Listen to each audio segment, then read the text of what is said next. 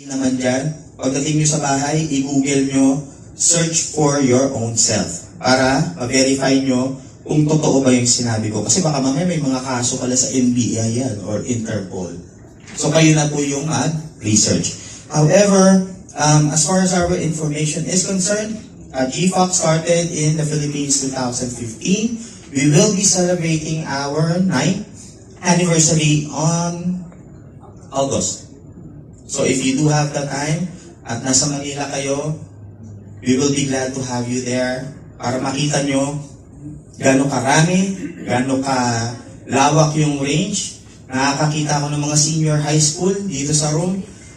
Pagdating nyo po sa Manila, marami kayong mga classmate doon, wag po kayong mag-alala. So definitely, this is something that can work for you. May mga nakikita rin akong bata at mukhang estudyante. Sana mag-estudyante nga.